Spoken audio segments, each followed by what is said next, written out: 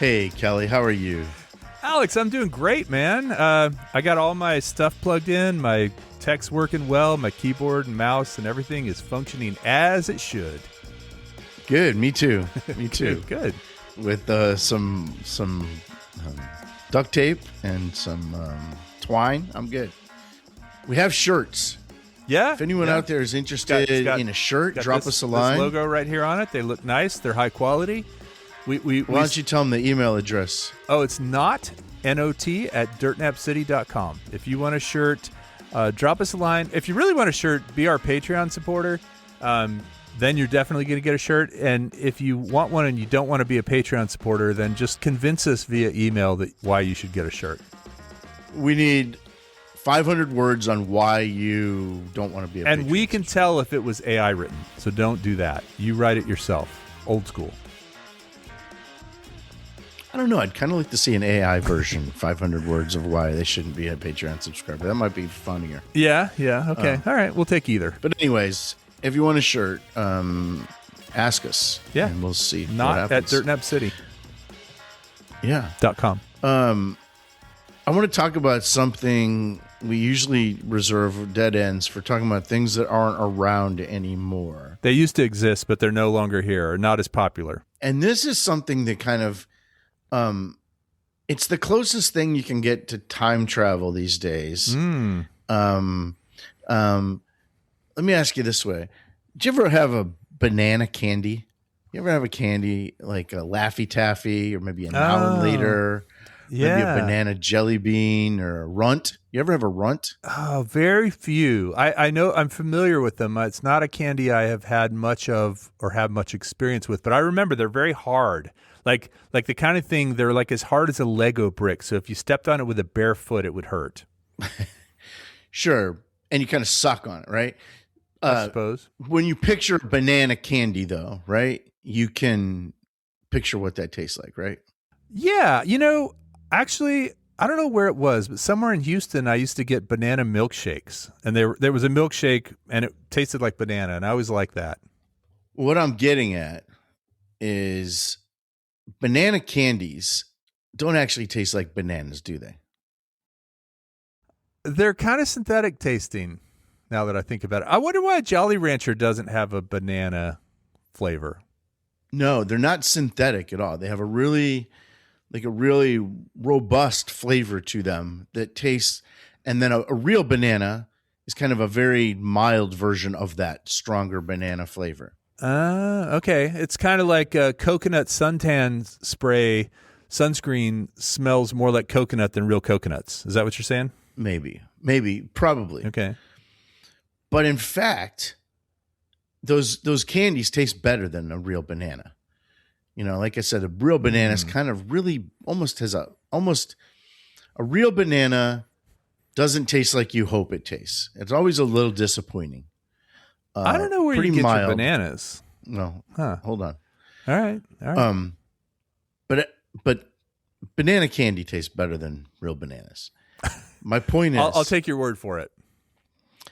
Every time you have a banana candy, you're actually time traveling, because that's what bananas used to taste like. It's banana memory that you're tasting, not actual Bananarama. bananas.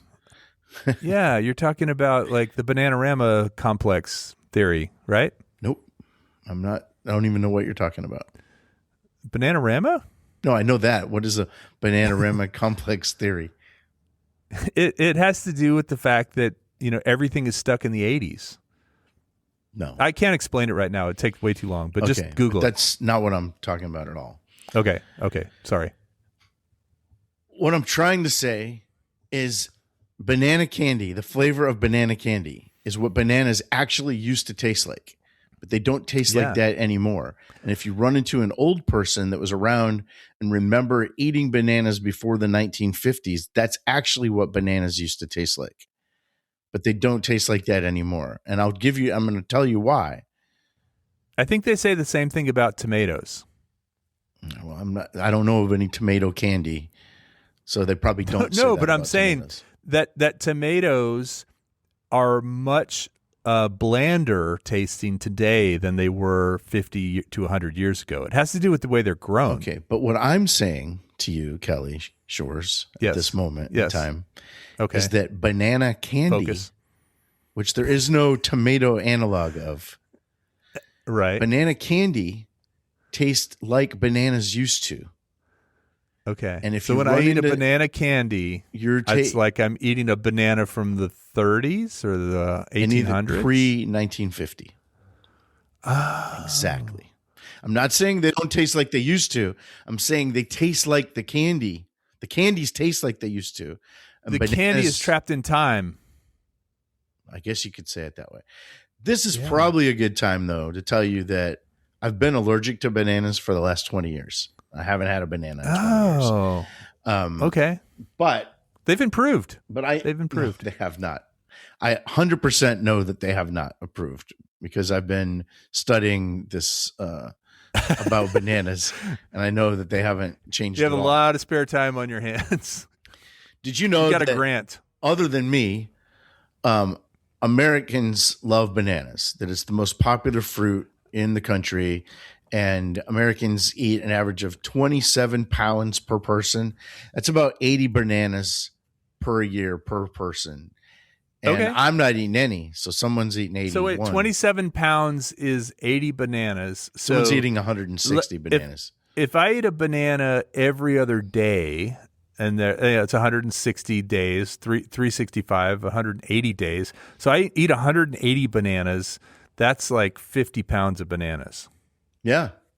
Yeah. Okay.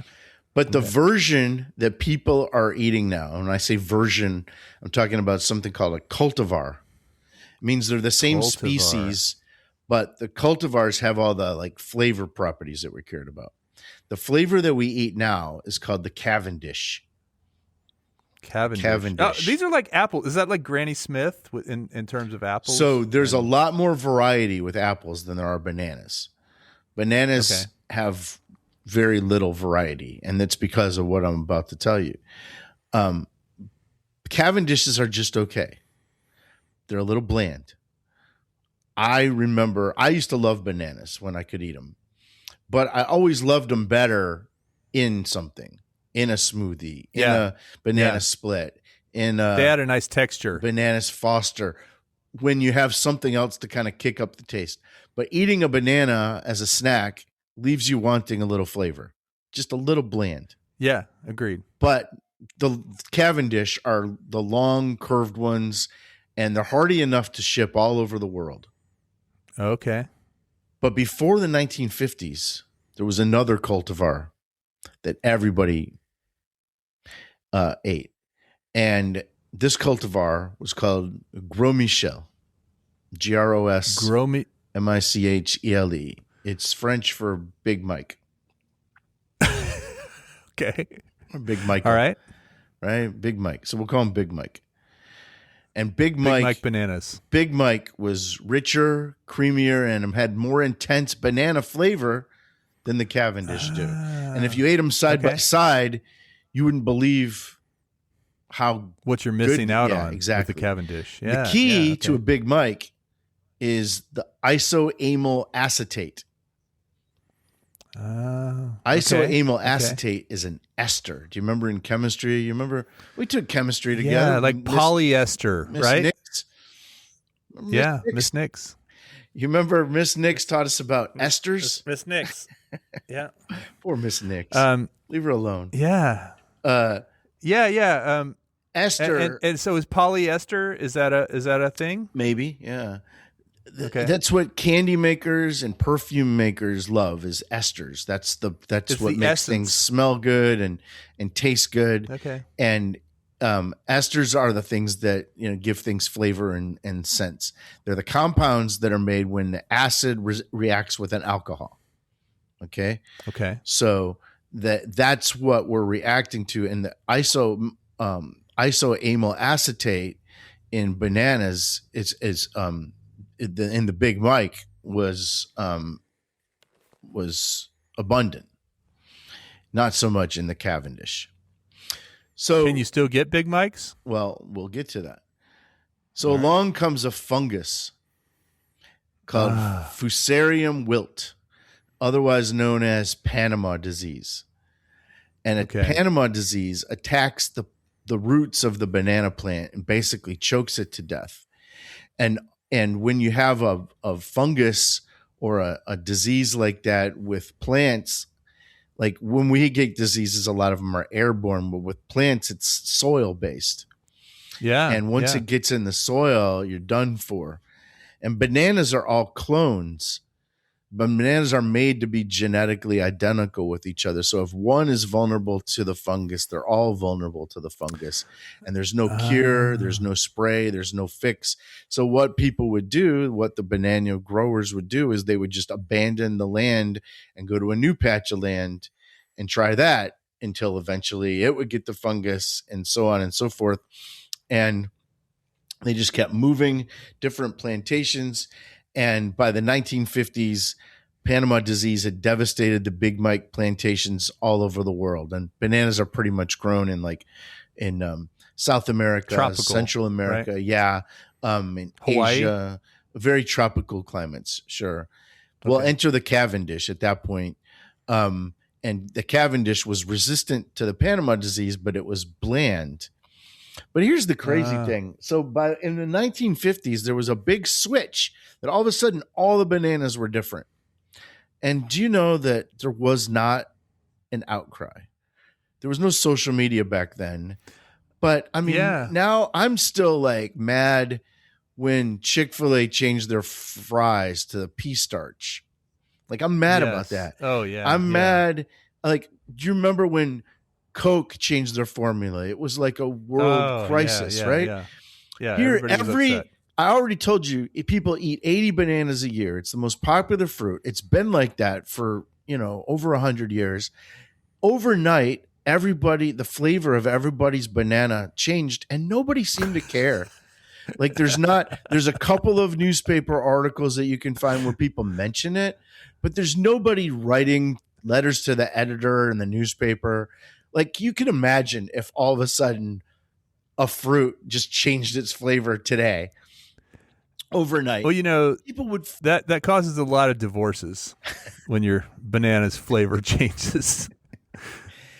It's not good for your marriage. Do you know today 99% of all bananas sold in the world are Cavendish? So I mean, it's like nobody seemed to notice or care about that. Now, you asked if you can still get Big Mike. Well, some places still grow it, but you can't export it. And because it's so susceptible to the fungus, there's a lot of restrictions on transporting it. So like if you were to find a farmer somewhere in Vietnam or Costa Rica that might still have a patch of land that could grow the Big Mike without it being contaminated, you could eat it right there, but you couldn't really take it home or send it to your friends. You'd have to lie to customs as you went through, and they asked if you had any fruits and vegetables. You'd have to say, no, sir. Right. But the other thing is it might not be right by the time you bring it home. Like the other thing about the Cavendish that growers like and supermarkets like is that it's because they're all clones, they're super predictable as to when they're going to get ripe. They're how identical. Long they take to, yeah. So if you know when the banana was picked and at what stage, you know when it's going to go bad. And let's face it, supermarkets like that kind of stuff because that's just waste if they're not able to sell that. But it's the soil that's the problem. So you can grow these things in labs, but then you need a totally sterile environment and you could grow one, but then it would cost like $40 a banana. But I was thinking, there's enough kind of gourmet chefs that you would think who would pay that. Somebody out there in Paris or something that would be growing one of these, and nobody. I mean, you could picture somebody having a $300 banana split. Oh, I would do that. That there's a 6-month waiting list to get it right in Paris. I totally would eat that. So if you're a chef out there and you want a good kind of a good way to brand yourself, now we will sue you if you do this without our well, permission. at least let us try. At least let us be tasters, right? We want to taste test it before it goes to I kind of public. want naming rights on this. I kind of want it to be like a Nap City thing or something. But I think if you're a chef out there struggling and wondering how, and it's tough out there, Kelly, it's tough out there. If you're a lot of restaurants close. If you're wondering what to do to get some kind of a viral moment, get yourself a sterile lab, get yourself a botanist, grow a big mic, grow maybe a bunch of them. And viral, but not fungal, right? It's important that you distinguish. We want a viral moment that is not fungus-based. Make a $300 banana split. Comp us. Oh, wait, this isn't going to work. You know why? Because I'm allergic to bananas. Well, I could just describe it to you. I could just tell you what it's like. Because I really want to, I do. Alex, have you ever, so the reason, what are the new ones called? The ones that you don't like, or the ones that aren't as flavorful? Cavendish. The reason people like Cavendish bananas is because they're very portable. They have their own wrapping around them. They seem like they're healthy. They generally give you a little burst of energy because of the sugar. But can I tell you, have you ever, well, not you, because you're allergic, have you ever known someone who took a banana as a snack because they thought, I'm going to be healthy today. I'm going to bring a banana with me. They put it in your backpack, right? And you stick it in a pocket and you forget about it until 2 weeks later. Oh, that was my son all through school. You'd go into his lunch box on There'd be Monday fruit flies flying all around. He would have not eaten his banana from Friday, and by Monday morning it's black. Yeah. Now, I actually thought from back when I did used to eat bananas, and I ate a lot of bananas, that they actually tasted better when they were like rotten. I was going to ask, so you prefer it overripe to underripe? Oh, yeah. When they start getting those speckles like them a little and green. They start getting a little soft. Oh, come on, man. The minute that happens, what happens in our house? No, you're crazy. You're not talking about flavor. You're only talking about I'm talking about texture. I don't like the texture of old bananas. Right, but a green. I like it banana firm, is flavorless, dude.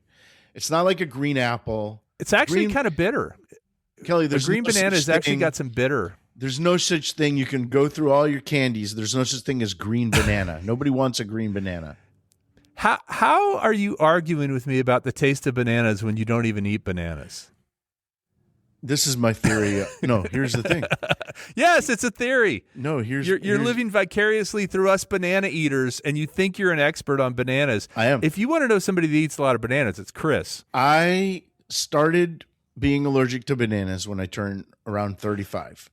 And I don't think you're really allergic. I have a theory that you only get so many bananas in your life, and I'm maxed out at 35. And then you become allergic. Because you ate so many? I really do think this. I really do think if you're a food allergy expert out there, tell me I'm wrong. Yeah, let us know. Let us know. My theory on food allergies is you're allowed to eat a certain amount of everything. And once you have maxed that out, you become allergic to it. Because I'm also allergic to avocados, and I have eaten a lot of avocados in my life, a lot of bananas in my life. My mom every day used to make me a peanut butter and banana sandwich. Yeah, those are good.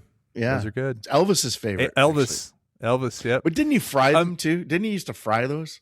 Fried bananas? I've had a fried peanut butter and banana sandwich.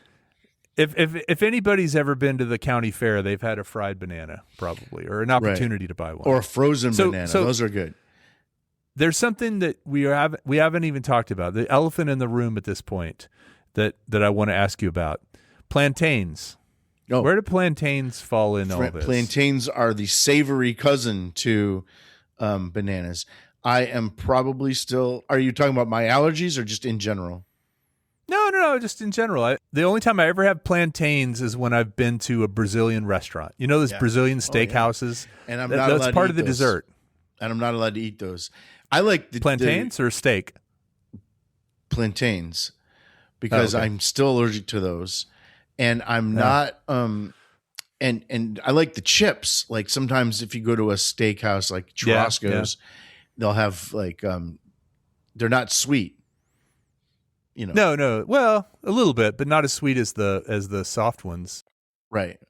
No, those also can have funguses, but I think there's more varieties to plantains. So wait, a plantain is actually not a banana? They're related to bananas. Well, but is it actually a banana? Like if No. you said a plantain banana? No, that's not a Okay. thing. No. All right. I'll update my database. No, they are in your head. You can update that database. Yeah. No, That's what I meant. plantains are excellent. They're delicious, but they're more like they're a starch. You know, they're a lot of cultures Like eat a them potato? as instead of a potato, right? Yeah, but they're sweet like a banana, I think. No, they're not sweet. Okay. I mean, you can make them sweet, I suppose, by putting sugar in them, but a plantain by itself is not sweet. Well, we agree to disagree. It wouldn't- As a guy who actually eats bananas and plantains, I'm telling you, plantains are sweet. No, they're not. All right. Can someone please give us the answer? Well, so Alex, for those people who are confused, because I'm confused, the dead end, what is the actual dead end we're talking about here? Banana flavor. No, the Big Mike. Big Mike is the big. Okay. You're the All one not Big paying Mike. attention. So the thumbnail for this is going to say who was dead. Big Gros Mike. Michel. Gros Michel. All right. I dig it. We don't do who You was give me a new anymore. appreciation. We don't do who was anymore, so it doesn't matter. On the thumbnail, it says that. It says that. Well, I have some bad news that Cavendish are under threat from another fungus called tropical race 4. Doesn't that sound like a Star Wars disease? Yeah, We could. I'm serious. We could have another banana crisis on our hands. Which, all right, so we should buy a lot of bananas now and store them. Now, I mentioned that 99% are Cavendishes. There are some other bananas out there. There's one called the ladyfinger or a sugar banana. There's an apple banana that almost tastes like an apple, which I would love to get my hands on. There's one called a blue Java that's almost like vanilla. It has a vanilla flavor to it. And there's a red banana that has like a reddish peel to it. But we only see the Cavendish in the U.S. because of their durability and that ripen predictability. They're mostly imported. But flavor was never the priority. By getting rid of the Big Mike, we lost variety. By making this Cavendish the thing, we lost variety, but we lost flavor. It never seemed to be a priority for growers that these things taste good. And here's the crazy part. The markets agreed. Sales of bananas didn't go down when the flavor got worse. Everyone still ate just as many bananas. Nobody commented on the flavor. But, and in a way, this whole thing kind of has like similarity to climate change.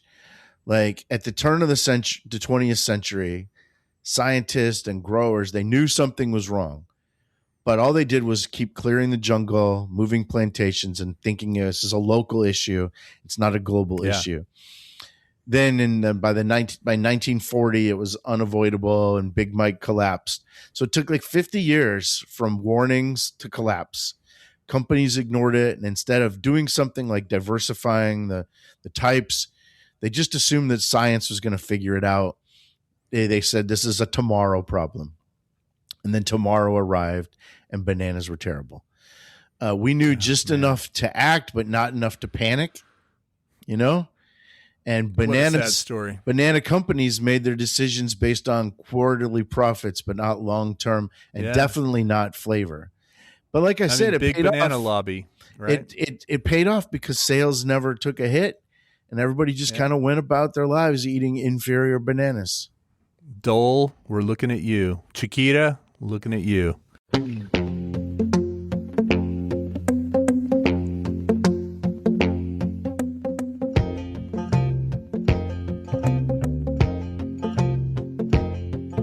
It was just after dark when the truck started down the hill that leads into Scranton, Pennsylvania, carrying 30,000 pounds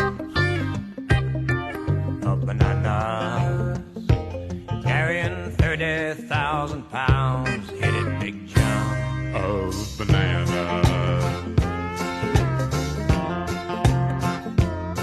He was a young driver, just out on his second job, and he was carrying the next day's pasty fruits for everyone in that cold scarred city where children played without despair in backyard slag piles, and folks managed to eat each day about 30,000 pounds of banana. Yes, just about 30,000 pounds. Dream it again, John, of bananas.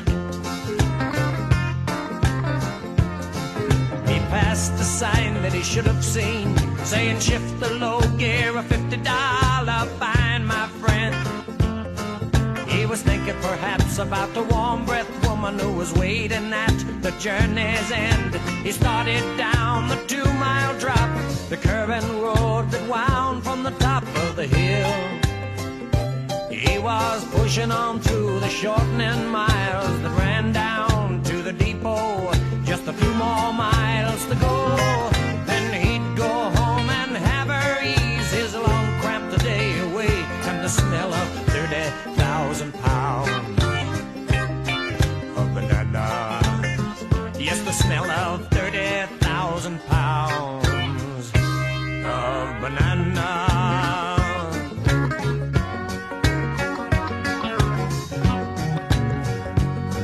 He was picking up speed as the city spread its twinkling lights below him, but he paid no heed as the shivering thoughts of the night's delights went through him. His foot nursed the brakes to slow him down, but the pedal floored easy without a sound. He said, Christ, it was funny how he had named the only man who could save him now. He was trapped inside a dead-end hillside, riding on his fear hunchback was everywhere one of those yellow-green, I'm telling you, 30,000 pounds of bananas. Yes, there were 30,000 pounds of bananas.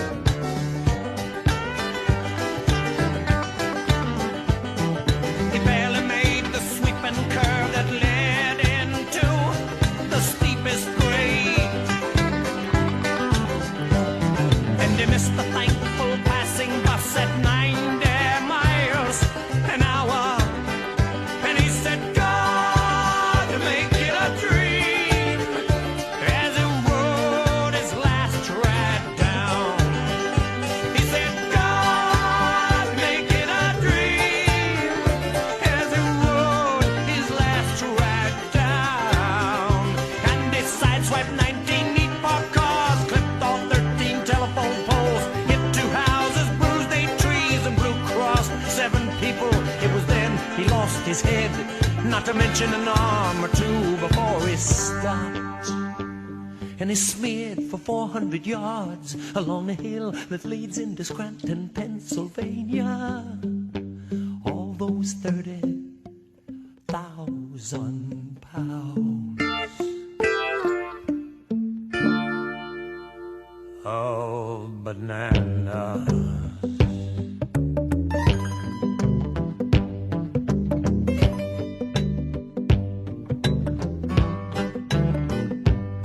You know, the man who told me about it on the bus says it went up the hill out of Scranton, Pennsylvania. He shrugged his shoulders, he shook his head, and he said, and this is exactly what he said, boy, it sure must have been something. Just imagine 30,000 pounds of bananas. Yes, there were 30,000 pounds of mashed bananas. Of bananas. Of bananas. just bananas. 30,000 pounds of bananas. Not no driver now, just bananas.